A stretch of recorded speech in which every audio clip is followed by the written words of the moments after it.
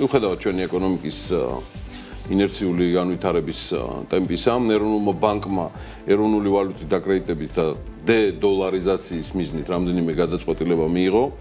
კომერციული ბანკების უცხოური ვალუტის დეპოზიტებისთვის მინიმალური სარეზერვო მოთხოვნები 5% პუნქტით შეუმცირდა, რომ იცოდეთ მინიმალური სარეზერვო ნორმა ეს წარმოადგენს ეროვნული ბანკის მიერ დაწესებულ ვალდებულებას კომერციული ბანკებისთვის, რომ მათ დეპოზიტარებისგან მოზიდული სახსრების ნაწილი, ანუ თქვენგან მოზიდული სახსრების ნაწილი ეროვნულ ბანკში სავალდებულო წესით უნდა განათავსონ. კერძოდ, რაც უფრო მაღალია ბანკის დეპოზიტების დოლარიზაციის მაჩვენებელი, მით უფრო მეტი თანხის დარეზერვება უწევთ ბანკებს. აი ამ ცვლილებით ეროვნული ბანკი ქვეყანაში ეროვნული ვალუტის დაკრედიტების წახალისებას ისახავდა მიზნად, ახლა კი აღნიშნული მოთხოვნა 5% პუნქტით შემცირდა. რაც ნიშნავს, რომ თუ კი ბანკების დოლარიზაციის კოეფიციენტი არის 40%-ზე ნაკლები და ბანკი ამ თანხიდან 10%-ს ეროვნულ ბანკში არეზერვებდა, ახლა 10-ის ნაცვლად 5-ს დაარეზერვებს და თუ კი დეპოზიტების დოლარიზაციის კოეფიციენტი არის მაგალითად 70%-ზე მეტი, ბანკი აქედან 25-ს ეროვნულ ბანკში არეზერვებდა. ახლა 25-ის ნაცვლად ასევე 5-ს დაარეზერვებს. ეს ნიშნავს, რომ აი ამ ცვლილებით ეროვნული ბანკი კომერციულ ბანკებს დამატებით სავალუტო რესურსს უთავისუფლებს. სავალუტო რესურსი თავისუფლდება, რომელსაც ბანკები კრედიტების სახით გასცემენ და საუბარია დაახლოებით აი ამ ცვლილებების ფონზე 600 მილიონი დოლარის ფინანსური რესურსის გამოთავისუფლებაზე, რომლის ესხებად გაცემაც შესაძლებელი გახდება. მაგრამ აქვე არის კიდევ ერთი მნიშვნელოვანი გადაწყვეტილება გუშინდელი ამბებიდან, საქართველოს ეროვნულმა ბანკმა ასევე მათ, ვისაც ეროვნულ ვალუტაში აქვთ შემოსავალი, მილიონ ლარამდე სავალუტო სესხლის აღება შეუზღუდა უცხოურ ვალუტაში. ანუ 2025 წლის აგვისტოდან დღემდე აღნიშნული ზღვარი გახსოვთ 750.000 ლარი იყო, ხოლო 1 ივლისიდან კი მილიონ ლარამდე გაიზრდება. ეროვნული ბანკის შეფასებით მსესხებლებს სავალუტო მოწყობილობის შესამცირებლად არაჰეჯირებული კრედიტორებისთვის სავალუტო კრედიტების მინიმალური ზღვარი 750.000-დან მილიონ ლარამდე უნდა გაიზარდოს და რა შეგვიძლია ვთქვათ აღნიშნულ ცვლილებებზე, ისევე როგორც ვთქვათ, რეფინანსირების განაკვეთის 25 მიასადი პროცენტული პუნქტით გაზდაზე, რაზეც ნილ ონგურაშვილი თავის საავტორო პროლოგში მოგახსენებთ. იცით, ეროვნული ბანკის გუშინდელი გადაწყვეტილებები ერთის მხრივ ატარებს კანონზომიერ და ლოგიკურ ხასიათს და მეორეს მხრივ ის მიბმულია გარკვეულ და კონკრეტულ გარემოებებზე და მიმდინარე გადაწყვეტილებებზე. ერთი ხელით ეროვნული ბანკი ახალისებს ვალუტით დაკრედიტებას, ამცირებს რა სარეზერვო ნორმებს, ხოლო მეორეს მხრივ ეს მილიონ ლარამდე სესხის აღებას ვალუტაში ზღუდავს, ანუ ზღუდავს ვალუტით დაკრედიტებას, რაც იდეაში კლასიკური მონეტარისტული მიდგომაა. და შეიძლება თუ არა ახლა ამ გადაწყვეტილებაში დაინახოს ეჭვიანმა თვალმა კავშირი, თქვათ ბოლო პერიოდის თუნდაც იგივე ყველაზე მსხვილ გარიგებასთან, როგორც არის მაგალითად ბაზის ბანკის მიერ ლიბერტის შეძენა.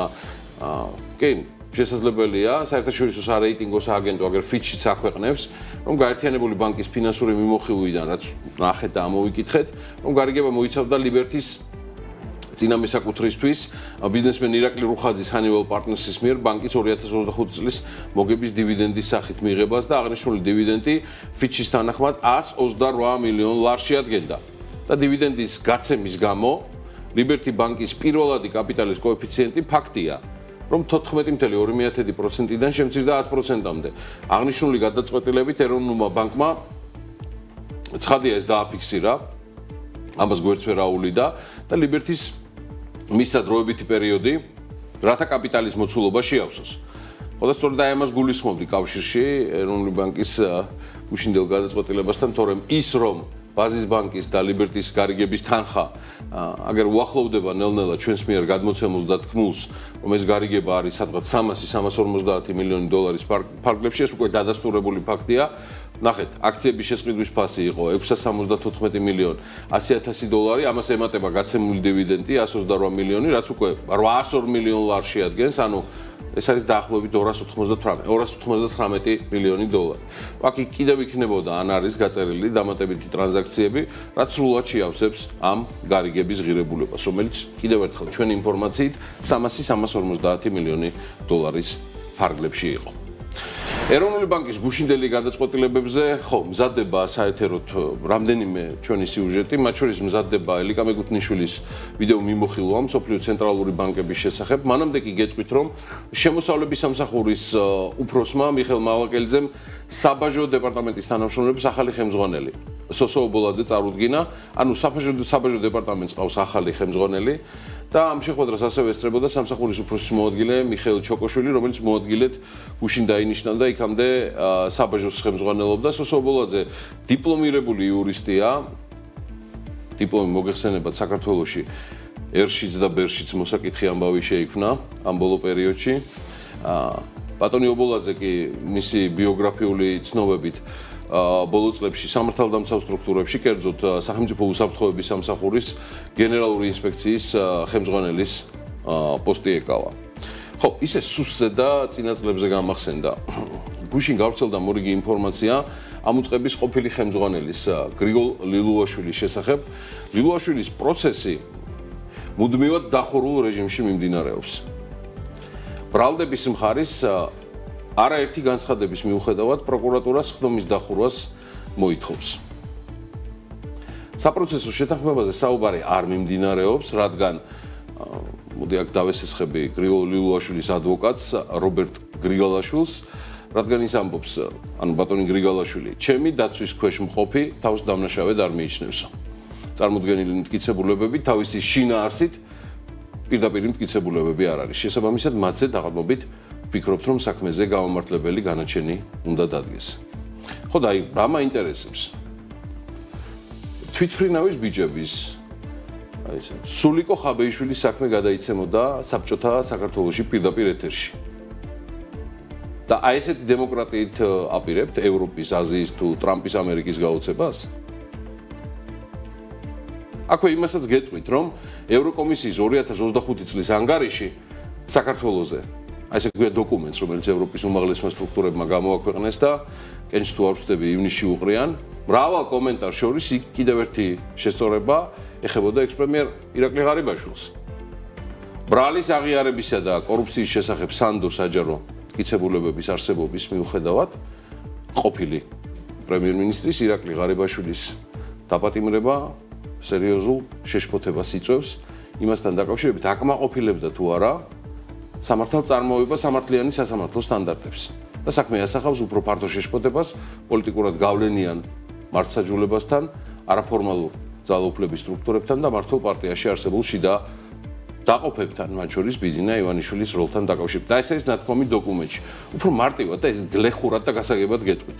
ევროპელები თვლიან და იდეაში გაიმეორესაც ბევრჯერ მithქვამს მათ შორის ამ ეთერითაც, რომ შეიძლება ბატონი ღარიბაშვილი და ფაქტიც არის ბრალს აღიარებს, მაგრამ ფორმა და პროცედურები სრულად გაუმჭირვალე, დახურული და დაცლილი ყოველგვარი საჯარო დასაბუთებისგან, ფაქტოლოგიური ფოტო თუ ვიდეო მასალისგან, რაც ეხება მის დაპატიმრებას და ამ დაპატიმრების სამართლებრივ საფუძვლებს, უბრალოდ მგონია, რომ კითხვის ნიშნის ქვეშ აყენებს და ეს რაც გადმოსცეს ევროპელებმა მგონია, რომ არის სრული სიმართლე და ჭეშმარიტება, რადგან არავის სურს იცხოვროს ქვეყანაში, სადაც არ იქნება დაცული თითეულის და ნებისმიერის უფლება და უფლება ორ უმთავრესზე, რაც არის ბაზისი ნებისმიერი სახელმწიფო წყობილებისა.